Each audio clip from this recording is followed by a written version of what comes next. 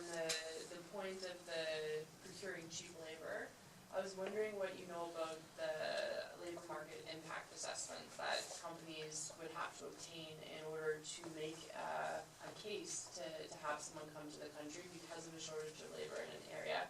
How does the government determine, yes, you can bring in an engineer when there would be so many out-of-work engineers, and is that something that you see needs to be changed? Well, put it this way, the current system needs drastic improvement. Now, at the time I came here in 1982, and I believe this is still the case to some extent now, companies contemplating bringing in immigrant engineers based on the alleged skill shortage, call it what you will, in Canada, had to, I think they had to wait 3 or 4 weeks, something like that, of advertising in the Canadian media before they could legitimately say to the government, we can't get anybody, etc., etc., etc. But it's quite clear to me that the situation needs drastic improvement. Now the reason, I came here in the first place, for example, because SNC, or the SNC Group, as it was known in 1982, got permission from the federal government of the day and from the Quebec government to recruit people in Canada, recruit people from overseas to work on Canadian projects, notably oil industry projects that were active at the time. Thanks, Joey. And that was how it happened. But what actually happened was that in sometime in about 1981 onwards, there was a massive collapse of the whole consulting engineering industry in this country, caused by a variety of factors, but chief among them was high interest rates, which peaked at one time at over 21%, which made a lot of big projects economically unviable almost overnight.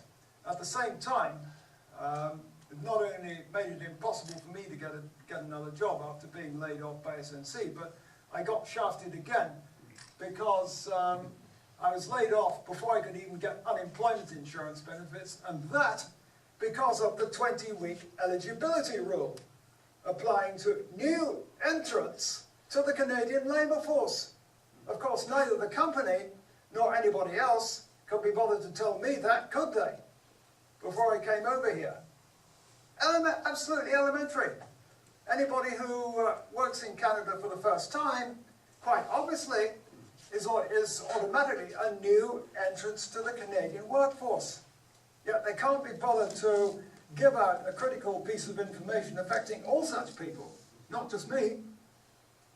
Ridiculous. Yeah, question over here. Yes. A few comments. Yes, Bill. Yeah, it's an interesting one. This is not to do with engineers, but to caregivers and nurses and hospitals where there's a major shortage, even larger than there is with engineers. I started a business 15 years ago, invested over $1 million. Just as we're getting it going, and I brought in 100, mainly from the Philippines, nurses, Harper just arbitrarily cancelled the whole program.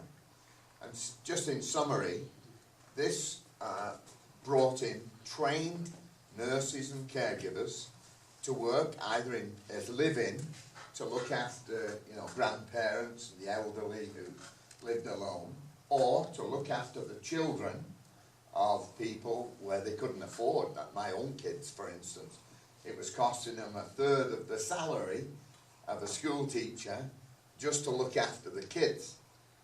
The business was going absolute fantastic until arbitrarily they just cancelled the program. If they worked for 2 years successfully with a good reference from their employer, they then could apply for landed immigrant status. Took another year, so it was actually 3 years they got, and then they could bring in their families. There were zero complaints, if you like, officially, but it was just cancelled. Now Harper, he has 2 of these caregivers himself, and 17 ministers from Ontario or federal also have, we don't know whether they're Philippines or, which is my source, and they're going to bring the program back. But I mean, it's took so long, and there's a lot of corruption in it, as well as the politics. There's, you know, we could go on and on. I don't want to steal his thunder, but it's just another example. One further one in relation to the media question.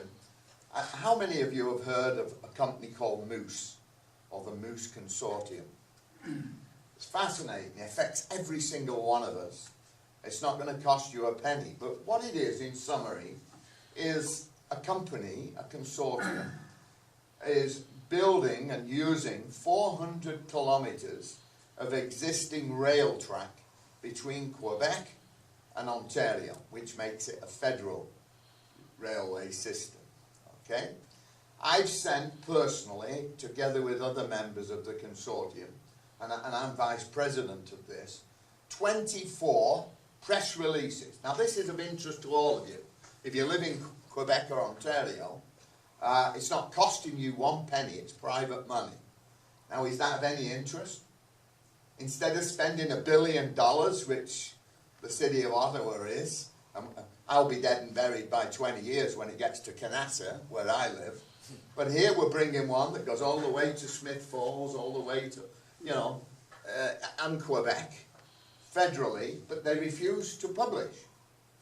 When we go, why? I've asked the question. We've done presentations as far from Wakefield, Smith Falls, City of Ottawa, and the only person we know is the mayor. And he can carte blanche, so they don't publish anything, because it's not his idea. You know, so just look for it in the mail, and we'll have this running before the current, what's it called? The O train. The O train is finished, even if they're only going to where they're doing it. No, well before Canada. We were hoping to get 2017. We've had 9 months it's took us to get a certificate of fitness and the insurance and all the bureaucracy, because it's never been used, that law, since 1888. Nobody knew. No, the government bureaucrats didn't know how it worked. They don't know what piece of paper to sign or give. No. The NCC's behind it. You know what I mean? That the 17 municipalities are behind it. Only the city of Ottawa is not. But coming back to the media, nobody would print it. The Smith Falls has done 8 pages in one edition, the equivalent of the Canada Courier and all these others, right? They've done massive, wonderful work. Exactly what you give them, they publish. City of Ottawa, not a word. I mean, the Ottawa Citizen, Ottawa Sun, the, what's it called, Globe and Mail, 0. What is it called? What is that corporation called? Moose Consortium. I believe it. You can look it up on there. You know, it's got its own website, fully illustrated, pictures. We've done 170 presentations in and around. Moose, like moose, it's spelled that way, yeah. Could you say something about what was the intention of this corporation? What was it? It's to use the existing railway tracks and using the MacDonald bridge between the two. Yes, I'm taking it back. That's what makes it interprovincial, and therefore to the benefit of Canada under laws. You know, I don't want to steal Robert's. Yeah. No, that's quite right. I wanted to crack a bit of a joke. I went to a talk about Moose once at Vitesse Skilling out in Canada. I believe Moose stands for something like this, if I recall correctly. It's a tongue twister. Mobility Ottawa Outaouais Systems Enterprise. So who knows, folks, we might all be riding a moose one day. If we're lucky. Back home, we don't ride them, we kill them. We eat them. And we eat them. Well, not anymore, but. Come on, Robert, take the floor back. It's yours. I got a question for you on your Yes, go slide ahead. number 19, where what happened to you? Slide I think- 19. Yeah, well, that's what happened to you. You Uh, want to talk about what happened, and because I think since I've known you, that was the main topic we were talking about, and this what got you going into this, and I really appreciate what you Slide came up with. 19. Yeah, it's about you're being fired. Oh, yes. Yeah, that one there. This one. What happened to me? Well, I was refused unemployment insurance benefits because of lack of insurable weeks. Wasn't able to get another job. Had some thoroughly bad experiences with interviews in Ottawa, including, for example, 2 firms who tried to pull the wool over my eyes by criticizing my resume or saying that I should leave certain things out. I recall one in particular, a firm called, I think it was called North Hatley Design Associates or something like that. It's documented on my website. And I was put in touch with them by somebody I used to know at SNC. He thought he was doing me a good turn. He was a genuinely nice guy. It turned out later on that the project that they were thinking of hiring me for was the King Abdul Aziz University project in Saudi Arabia. And not only that, but the firm North Hatley Design Associates, that's right. It turned out that North Hatley Design Associates was owned by a Saudi Arabian whose name was Saad Gaber, and who had bought up half the township of North Hatley in the eastern townships. A lot of properties had been shuttered. He had acquired a reputation for meanness by not paying his employees. There's stuff in the newspapers about that. This is documented on one of my websites. He wanted, the person who interviewed me for this particular job wanted yes men, and thought he would browbeat me into accepting whatever he might throw at me. Thought he was being clever. You proved them wrong, did you? I proved he wasn't being clever, put it that way. Yes? Could I ask you, what if we were to add value to our own resources? Would that solve the problem of unemployment in Canada, do you think? When you say add value to our own resources, could you elaborate a bit more? Okay, so we have the oil sands. They call them tar sands. Yeah. We have the oil sands. Why do we export our oil to the United States at $35 a barrel, have it refined over there, bring it back at $220, $250 a barrel? Why do we bring oil from the Middle East when we can ship it from Alberta to the East Coast where it can be refined? Yeah. Why do we do these things? Very good question. Very good question. Well, Americans control, that's why. I can't answer that question. All I can say is that at this point I don't believe anybody involved has got any common sense. Well, look at our Liberal government. They are sitting on their fannies, and they don't want to have this pipeline from Alberta to the East Coast. Kathleen Wynne doesn't want it. The other Liberal, Couillard, doesn't want it. When are we going to learn to use our resources so that we can create some capital for ourselves? Well, I can't answer your question fully. It's a very complex and many faceted question, which thus there are many facets to the answers. But one thing I can tell you is that if the Energy East project is built at all, then one thing is absolutely beyond dispute: the work must be done properly. As things are, we do not have satisfactory assurances from Trans-Canada Pipelines that if that project is built, it will be done properly, based on their treatment of Evan Vokes, who had a key position of responsibility concerning safety of the pipelines, and in particular, workmanship on site, ensuring that correct metal alloys were used in the welding rods, for instance, when joining sections of pipe. So that was his job? Yes, And they fired him for that? they fired him for doing They should his have job given him a right. raise. They fired him for doing his job right. Jeez. Yeah, Well, it's all documented. I have my own website about that, and it's one of the things that I'll be referring to that you will be able to reference based on the information I'm going to give out later on. It's all documented. Now, there's another interesting facet to this. How many of you are aware that in 2014, the RCMP produced an internal intelligence report concerning the alleged problem of terrorist threats to critical infrastructure, including the oil pipeline projects? Yes. How many people are aware of this? I'm not 1, sure. 2, 3. 3 people. Okay.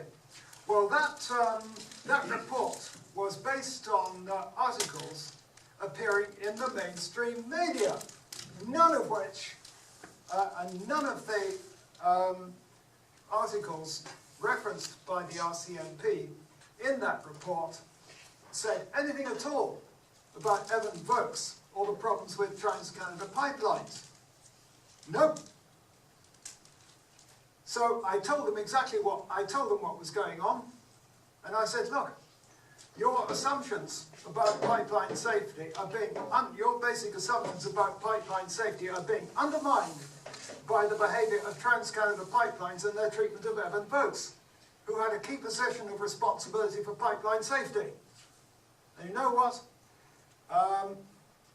That was nearly a year ago. That was nearly a year ago now. And since then, not one matter of concern has been raised with me by the RCMP concerning anything that I said, nor have they asked me so much as one question. Not even a phone call from them. They don't want to know. I don't know about that. They're supposedly responsible for law enforcement and public safety in this country. So if they're going to do the job properly, then they better have good information on which to base their tactics and assumptions, haven't they? Give me one government organization that makes any sense. RCMP's in the same Yeah. boat. It'd be one Well, organization. Yeah. Well, the problem in this case, was that the RCMP had incomplete information, which is rather the same as bad information, caused in this case by mainstream media suppression. But so who is in the power to do that, though? I'm sorry. Who is in the power to do that? I'm sorry. Who is in the power to do what? Well, Exactly?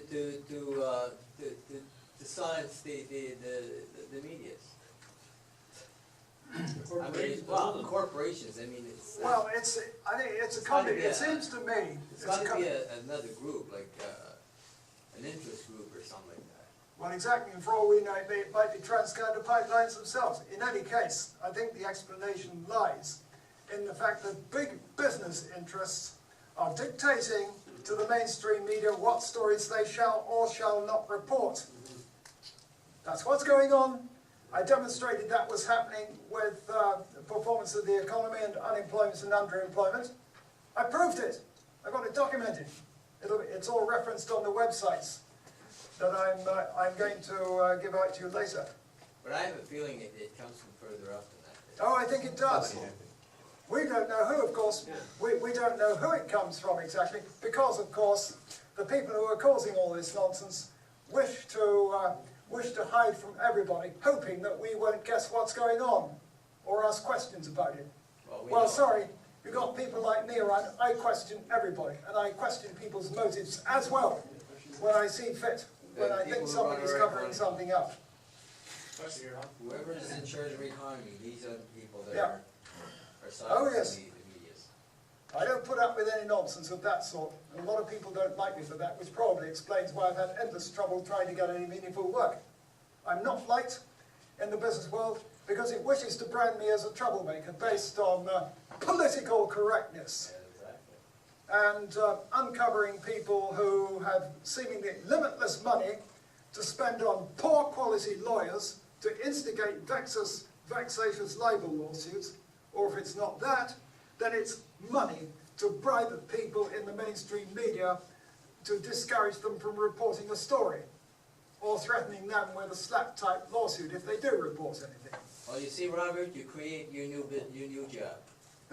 You're going to be speaking to people about this ridiculous thing that's happening to you, and it's happening to a lot of people. Yeah. You've had the guts I'm to not do the it, only and one. it costs you, but now you need to use that and profit from it. So you got to be on the road. You're a new speaker, man. Yeah, well, I'm going to be before long. I'm going to be asking SNC Lebanon to do certain things that I tell them to do. I'm not giving out. I'm not giving out any details of that in public. Several reasons for this. One of them being that they have a management team in place now that has actually been doing a very good job of cleaning the company up in terms of its corruption in Libya and so forth. And I would like to mention former CEO Robert Card and his team in particular.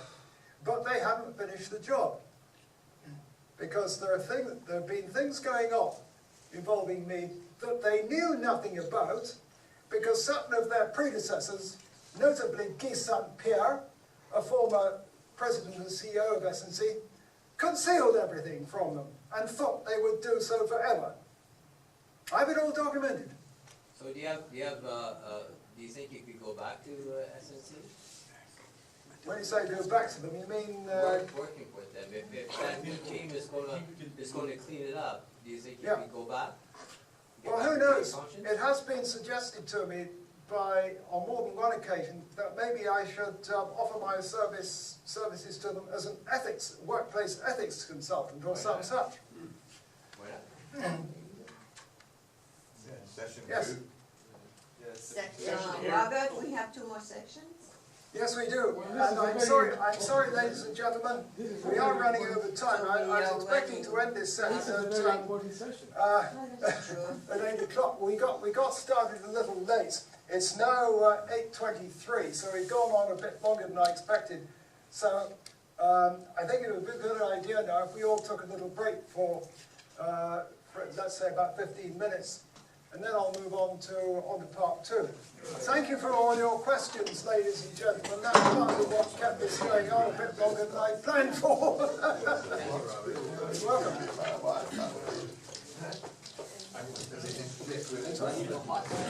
Oh, let's have a quick look.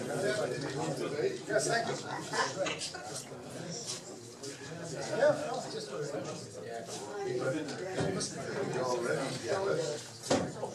I get her over.